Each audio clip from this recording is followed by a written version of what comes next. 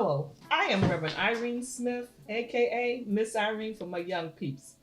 I am the Bible study teacher. Welcome to Generationally Speaking, the 21st Century Bible Study. Join me each week at the table with my co-hosts from Gen X, Gen Ys, and Gen Zs as we discuss life victories and struggles and the issues we all face no matter the age. Today, my co-hosts are Minister James Durham. Welcome. Thank you. Our author and teacher, Craig.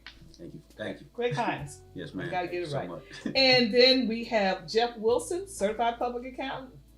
And our special guest today is Eric Smith. He's going to tell us more about his company. He's a partner in a tech company. He's going to share more with us. What am I talking about? I'm still on Joseph and Jacob and Rachel and Leah. I've not let go of it yet. Yes. So we want to talk about Joseph.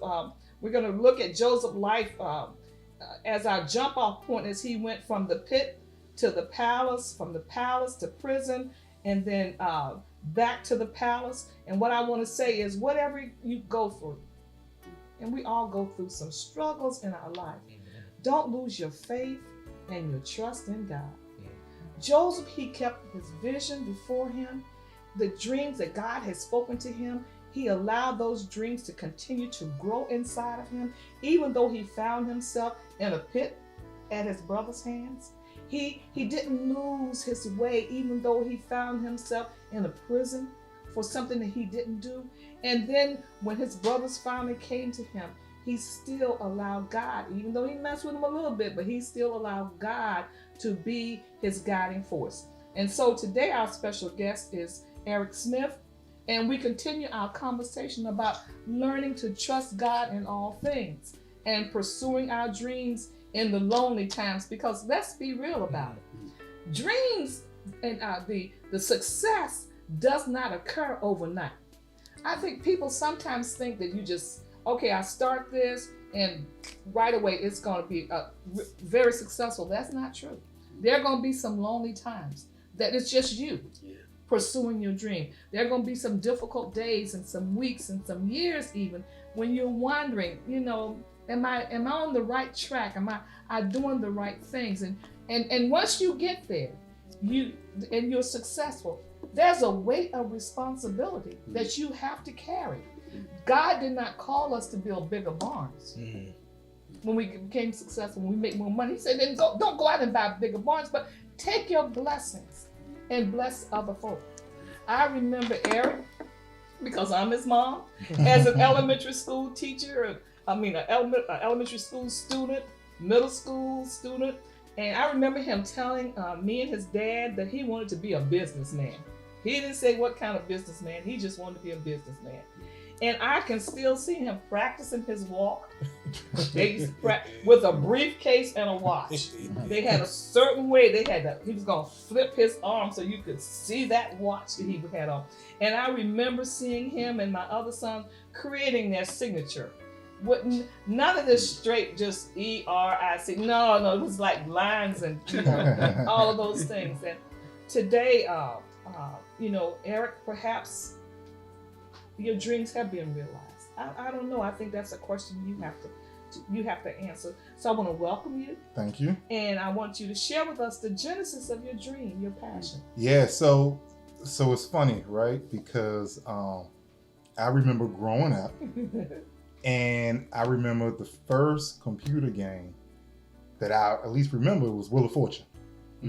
And my dad had floppy disk. Right, and he told us how to pull up Wheel of Fortune and play it, and how to, just the syntax of how to make it start. And I always wondered, why do we got to do all this? I don't understand. But it struck an interest in me, and I remember always seeing my dad on the computer. Right, and because of that, I remember wanting to be a computer analyst, and to this day, I don't know what an analyst actually is, right? And I've never to this day run into someone who is a computer analyst. But for whatever reason, that was what I wanted to be, and it's always stuck with me. And then throughout life, I remember, me, best friend, god brother, we started cutting grass around the neighborhood. So that was our thing. We would cut grass. We started making T-shirts. We started making headbands. We started painting shoes. Like we just did a lot of things. At that time it was to feed my shoe habit. You know? But you grow up and you start to think, oh, okay, well, you hear things like, oh man, you have to have 7 businesses before you reach the one. And you'll fail 6 times before you reach that 7. That 7th one will be a success. And you start thinking about it, you're like, wow, I've been through a couple of businesses. Even if I ain't have a tax ID, I've been through a couple of CPA. Advice from the CPA. And I remember my first actual business was in college. Company Techies Unlimited, which I started, did it the legit way, had a tax ID number, everything.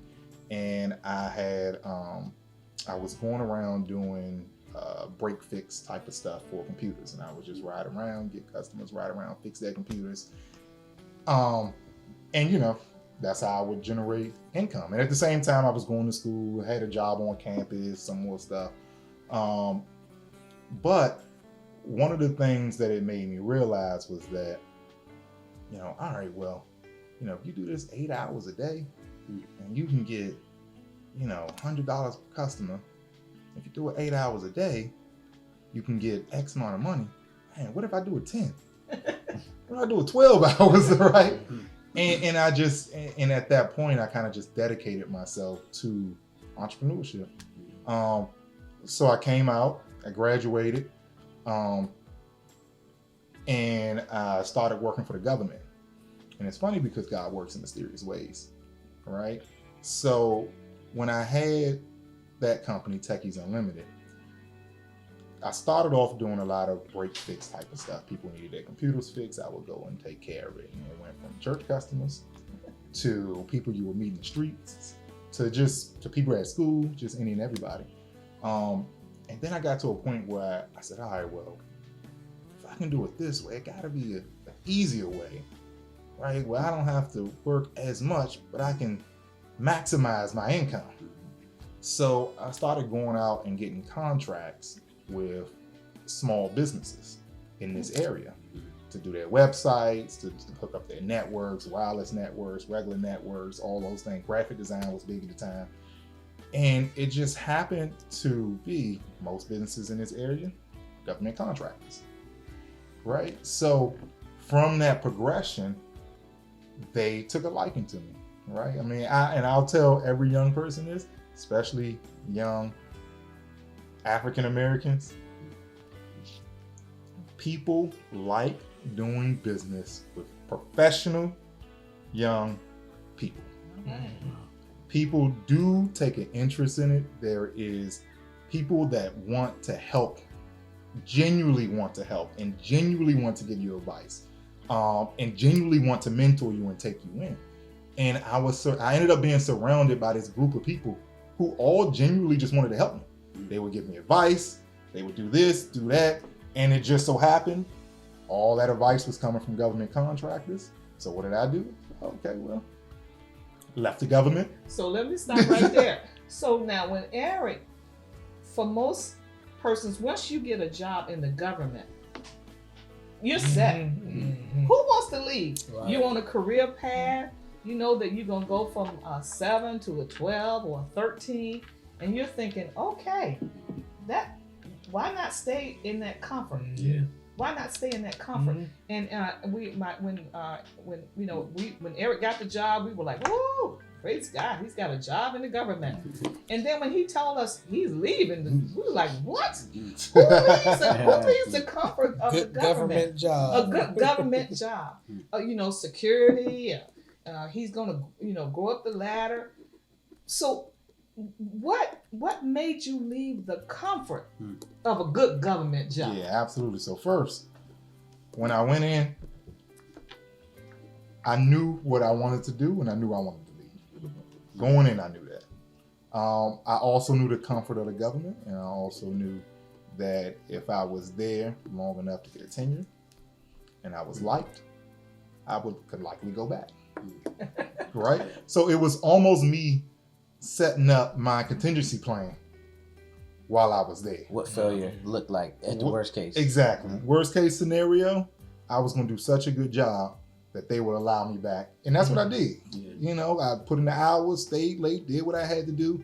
And I was one of those people that just worked. I was just a worker. So when it was time for me to leave, I had so much confidence in myself. I really didn't care what anyone else said. Like, I knew that either I was going to try this and fail, or I was going to stay where I was and look at myself every day knowing I didn't try. Wow. And that I knew I wasn't going to accept. Right? And especially from a person that grew up knowing that they wanted to have their own company, knowing that they had their own companies, knowing that in my mind, I could do this. And I knew it wasn't going to be easy, but I knew I wasn't the smartest person. And to this day, I don't think I'm the smartest person in any room. But I will outwork you. Right? At the end of the day, I will put more hours in. I will stay up all night. I will do what I had to do to get the results that I wanted. And that was something that was developed in college. Right? So I don't know what it was, but in high school, I made decent grades, right? Decent grades enough to get into college. When I got in college, something clicked and I was like, every year of college, I've always been on honor roll, right? But till this day, I don't know what it was, but something clicked and I was like, all right, this is it. It's time. It's go time. It's time to do something. And I remember Jeff was with me too, right? And I remember going to parties, right? Having the entire college experience. And I remember going out, coming back in from the party, everybody else in the dorms, in my room, sleep. I'm sitting on the computer working on an assignment. And I would just stay up all night to get it done. And in my mind, it was like, all right, well, you just got to do it. Like, this is the way out. You just do it and you can sleep another time. I always tell. So can you stay right there for a little bit? Talk about that work ethic that's needed in the entrepreneur. Oh, yeah. I mean, so Malcolm Gladwell wrote a book, Outliers, right? And he talks about the different people in business, the different names that everyone knows. And he says every outlier has at least 10,000 hours put into their craft, right? And reading that and realizing that, and then you start to think back of, okay, well, how long have I really been dedicating myself to this craft? And you know, and it also puts you in a state that tells you you're behind. You are behind. Like, there is someone else putting in the work right now while you sitting there playing. Right? And then you think that you're going to go and become this bigger business person than that guy, or that things are going to fall in line for you and all of a sudden the stars will align. No, don't work like that. It just don't work like that. Like, you will have to put in the hours. You will have to cut people off. You will have to dedicate yourself to doing that. And that work ethic is, I mean, it's extremely, extremely important. And you find yourself, there will be a certain time of your life where you stop going out. And it's not because, you know, you want to do this, or you just are too busy. You are really just too busy. I mean, it's been a lot of times when my friends are going on road trips and stuff like that, and I'm just like, I got a proposal to write. And yes, I could go out there and I could go somewhere in the room and I could do a proposal, possibly. Then you think, all right, well, that's the effort you're gonna put in. Right. That's the effort you're gonna get out. Yeah. So you just learn to dedicate yourself, and that work ethic, I mean, it's something that has to be there. And then I think it's very important to surround yourself with the right people. And a lot of people get scared to kind of jump out there and do things and jump out there and, you know, everything has to be right before I can do this.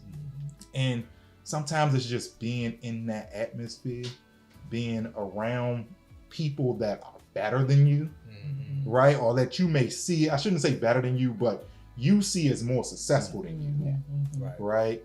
and being in that atmosphere, learning the language, learning how they talk, learning what they do, learning who knows what, learning who's who, those type of things start to come together and build a bigger picture. And it's almost like puzzle pieces.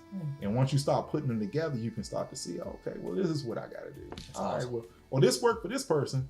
This worked for that person. Let me take a little bit of this, a little bit of that. Oh man, he did it too. Let me go talk to him. Right? And it becomes a conversation where it's not necessarily about business per se. You just start learning people. And you come to find out you're in the people business. No matter what you do, you are in the people business. And everybody thinks like, oh, entrepreneur, you your own boss, blah, blah, blah. No, you're not. Like you have customers that you have to service. And they are your bosses, right? I mean, they tell you what they need done. They don't necessarily tell you how to do it because that's what they got you for. Right. But they are the people that you have to make happy. So, I want to back up to some. Were you, Grace? Just briefly, with so much stuff you said, I think it even goes back to the original point, like choosing to stay in the government or choosing to pursue your gift. Yeah. And I think in that pursuit of your gift, it ushered in so much experience and lessons and wisdom for showing how you didn't choose comfort. And let me I'm sorry, before we go there, I think it's important here too, right? So when I left the government, and I've never told a lot of people this, right? When I left the government, I had a job offer, right? And I had that job offer and they gave me a start date, everything. So I went in and I told the government, hey, I'm leaving. I actually put in like 3 weeks or something, 3 or 4 weeks or whatever it was, transitioned everything. I've been talking to the people and they had been saying, oh yeah, your start date's still good, blah, blah, blah, blah.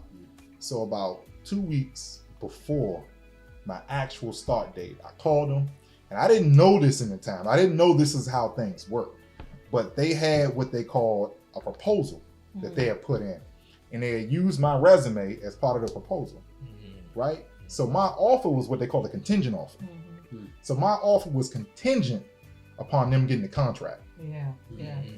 And 2 weeks before, I found out they didn't get the contract. Oh wow! Right. So they at that point, you know, I was in a state of confusion.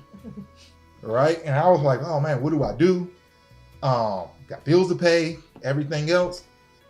But I knew I had to pursue that dream. And I never told the government. I never told y'all. No. Right. But I left. And I literally left with no job, no means of income. And it is amazing what people can do when their backs are against the wall and you really believe in yourself. And that's the way I want to ask you right there, because there are a lot of, I'm sure, entrepreneurs watching this or want to be entrepreneurs watching this, and they have that angst of, oh, I got this good job and I have this spouse, what is he or she going to say, what my parents going to say? How did you handle, not necessarily the naysayers, but those who loved you, but they wanted what they thought was best for you, which is that good government job with the benefits. How did you handle those conversations? Man, I mean, you listen to them, but you just have to have more faith in yourself than anybody else. Because no one else should have more faith in you than you. Right? And you got to realize maybe they right. Right? Maybe they are right. But are you willing to give up the opportunity that you have to not pursue something because they may be right, because they may be wrong too, right? And it's a lot of people, right? Because a lot of people, like, they worry about, all right, well, if I do this and I don't want to go back and face them and I don't know, but you gotta understand, I mean, most people genuinely want your best interest. And when they're giving you advice, they genuinely have your best interest in mind. They just speaking from their perspective. Right? So when I heard the advice from my parents, right, you got to think about it. I mean, they both are from different states, right? They came to DC for the government job, right? It was an era when government jobs were plentiful, and like that was people's way out, Security. right? And that was the job security that government jobs offered. So when you think about that, you think about how much love was actually in that advice. Like they really, really thought that, right?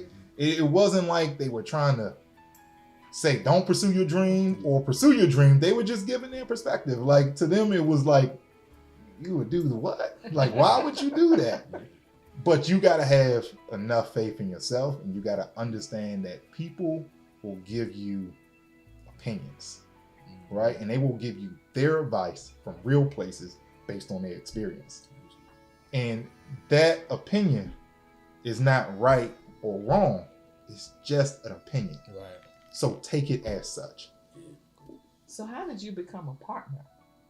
So when I came out the government, I started my own company, did that for a while, gained a couple contracts. I had known this group of individuals that started the company that I'm with now, and they have been asking me, hey, because I've been working with them, they've been saying, hey, come on over. And I'm like, nah, let me do my own thing, we'll see where this goes. And I hit a glass ceiling, right? So I got to a point where I would go and try to get contracts, and a lot of people, again, wanted to help me, and they said, hey, you know your stuff, we'll help you out, we'll take a chance on you, but you have to come work on this contract. And at that point, I was already juggling like 3, maybe 2 contracts that I was actually working on. And I knew the IRS was like, nah, you can't be working on these hours, right? It's just not possible, right? So that timing came, and they again asked me to come over, and they asked me to come over as a partner. And it was another risk, right? Because they were a company just as large as I was at the time. And we said, hey, multiple minds together could do this better than a single mind, right? And one of the things that they had always said to me was, one of the reasons that we're impressed by you is that you run your own race. And that's always stuck with me. Like it wasn't, I was never in competition with anyone. I was never like, never had any malice intent towards anyone in the business. To me, I was just soaking up knowledge, but I always just stuck to my guns. Like it was just, I just had tunnel vision, right? And it wasn't like, I don't know, it was weird, right? It wasn't like I was trying to do this better than someone, trying to do that better than someone. I just did what I thought was right and what I thought needed to get done, and people noticed. So what lessons did you learn from hearing no? You learn how to accept no, right? You really learn how to accept no. And you learn how to accept no from a different standpoint of just walking away with your head down and, oh man, I can't do this again, and I can't go through someone telling me no. You learn to learn from those, and you learn to start asking questions, and you say, oh, well, why not? And most people will give you that feedback if you ask, right? They'll say, so in the contracting world, they have these things called debriefs, right? And a lot of people always say, hey, go get a debrief if you didn't want to contract this, that, and the other. But if you take it serious, like really go get the feedback. Like maybe they tell you, oh, well, this part wasn't that good, or this was off, your price was, extremely too high. And you take that back and you start gathering your lessons learned and building upon those lessons learned, and they become stepping stones for you. And you, when you look back, you'll, man, I'm so glad they told me no. And even if they told me yes at the time, I don't know if I was ready for that yes. Right? You don't know if you were really ready for that yes. So yeah, that just helped me. Just experience, just a mind frame, just learning how to accept it and learn from it. And those are things you just apply to everyday life also. You share a lot of great, information. Reverend Smith said earlier that success does not happen overnight. Right. Can you share the challenges and the hurdles you had to overcome and the failures in business that you had to recover from? I'm glad you said that, right? Because I want to touch on that subject, success, right? And what does success mean? Right? And everyone, when you're on the outside looking in, people try to define what success is for you. Right? And you have to understand for yourself what is success, because everybody's definition of success is not a lot of money. Right? Everybody's definition of success is not, you're traveling around the world every day on business trips with the latest clothing and fashion on, right? Some people's definition of success is, I get to go home and eat a meal with my family every day. Some people's definitions of success is, hey, I want this work-life balance. So, for me, I've always wanted to do something to give back to my community. And I'll be honest, I don't think I've reached that potential yet. So in my mind, I'm not successful yet. Right? And like one thing I've always said is, at least in my mind, the young people will listen when they think you are what they see as successful. Right? So I've always kind of stuck with that, right? And I always said, all right, well, young people look at you different when they perceive you different. Right? And I always said, all right, well, I'm going to do this for this reason. So I can go in and say, hey, I have this, I have that. Because one thing is, like, you get a different ear from them. They listen, they open up a little bit more. Right?